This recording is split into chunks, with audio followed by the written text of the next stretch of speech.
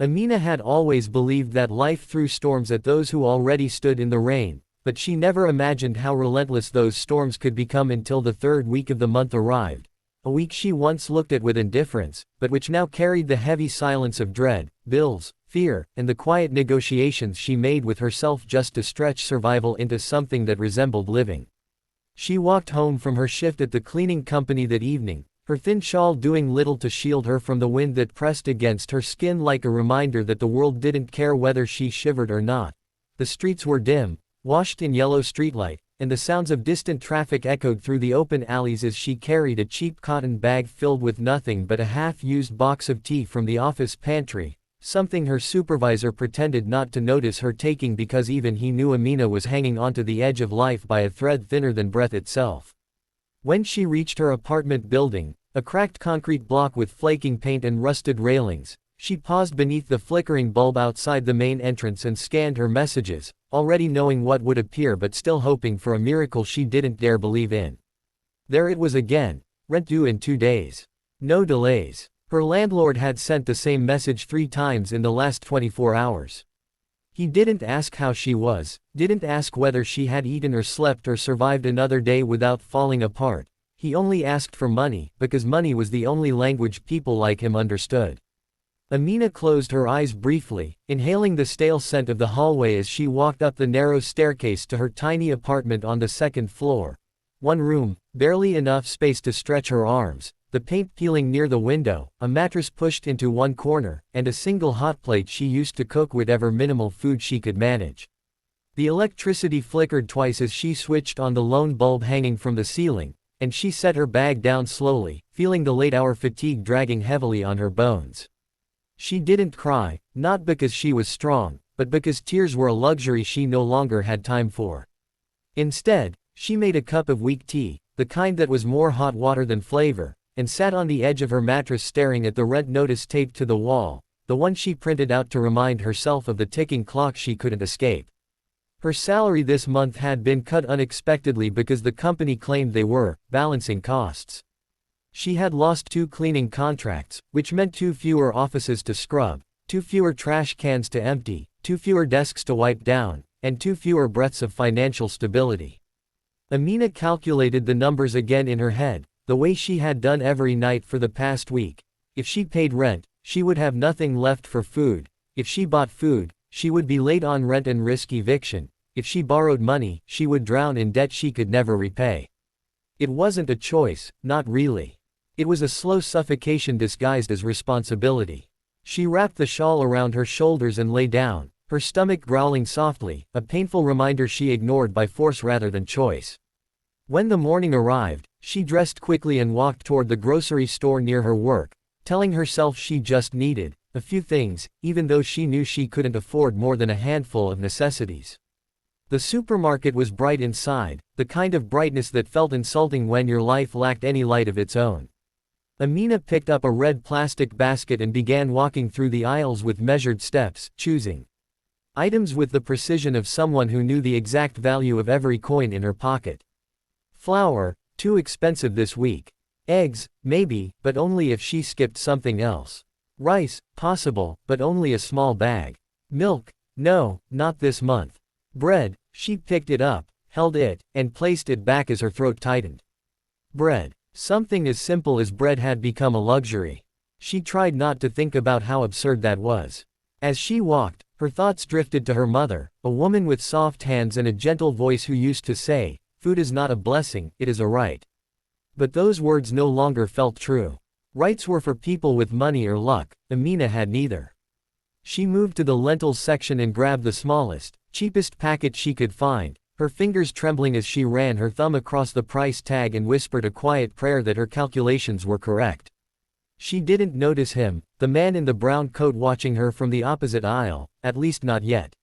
He had seen her earlier, standing in front of the bread shelf, picking up the loaf, putting it back, picking it up again, and ultimately walking away with her eyes glazed in quiet desperation. He wasn't judging, he was observing in the way people do when something inside them recognizes someone else's silent suffering. But Amina didn't see him.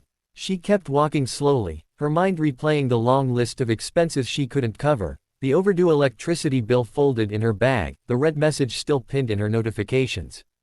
At the checkout counter, she placed the small packet of lentils on the conveyor belt, feeling an embarrassing heat rise to her cheeks as she reached into her bag and counted her coins carefully, painfully aware of the people behind her. She hated this part, the counting, the waiting, the hovering fear that she might be short by a few rupees. The cashier gave her a tight-lipped smile, one that was meant to be kind but came across more pitying, and Amina straightened her spine, refusing to let the humiliation show.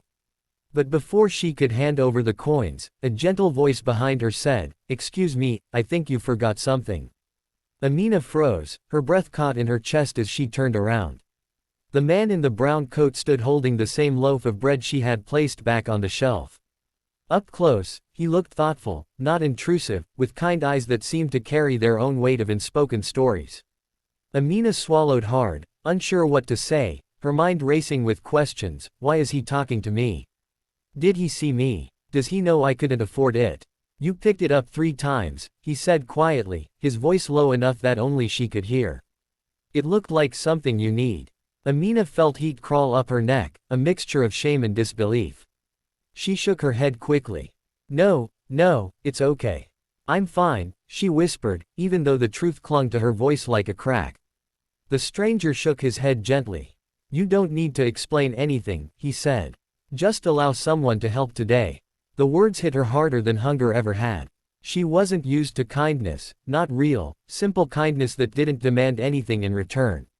She opened her mouth to argue, to insist she didn't need charity, but the exhaustion in her bones softened her resistance. The man placed the loaf on the conveyor belt, adding it silently to her purchase, and stepped back as if giving her space to breathe. Amina didn't know what to do. Her hands trembled around her coins, and for a moment she thought she might cry, but she swallowed it back with practiced strength. When the cashier scanned the bread, Amina stared at it, the simple, soft loaf that represented more than food. It represented the fact that someone had seen her. Really seen her. Not as a burden, not as a worker, not as an invisible woman struggling alone, but as a human being. When she finally left the store, the cold air wrapped around her like an embrace she wasn't prepared for. The man followed her out at a respectful distance, not invading, not lingering too close. Amina clutched the grocery bag tightly, her eyes fixed forward as she walked, unsure if she should thank him or ignore him or run. He cleared his throat softly and said, "I didn't mean to make you uncomfortable." "You didn't," she replied quickly, though her voice quivered slightly. I'm not used to this." He nodded as if he understood. Perhaps he did. "Most people aren't used to being seen," he said gently.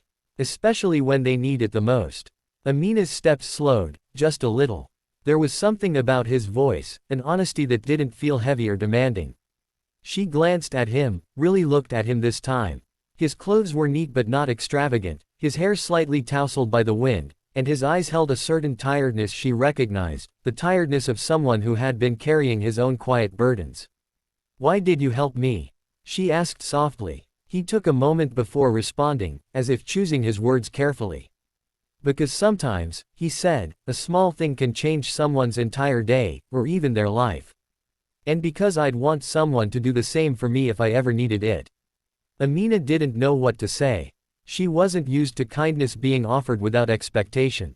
She wasn't used to anyone caring enough to notice her struggle. For a long moment, the world around them felt strangely still, the cold wind softening, the noise of traffic fading into the background. When she finally reached the corner where their paths would separate, Amina turned to him and whispered, "Thank you, for paying attention." He gave her a small, warm smile, not the polite smile people give out of obligation, but a genuine one that reached his eyes. "You're welcome," he said. "Take care of yourself." And then he walked away, disappearing into the fading light of the evening, leaving Amina standing on the sidewalk with a loaf of bread in her bag and a new, fragile warmth in her heart, a warmth she hadn't felt in months, maybe years. She walked home slowly, her steps lighter than before, the weight on her shoulders feeling just a little less suffocating. She didn't know his name, didn't know why he decided to help her, didn't know if she would ever see him again. But she knew one thing for certain. One stranger's attention had shifted something inside her, something she thought had died long ago: hope.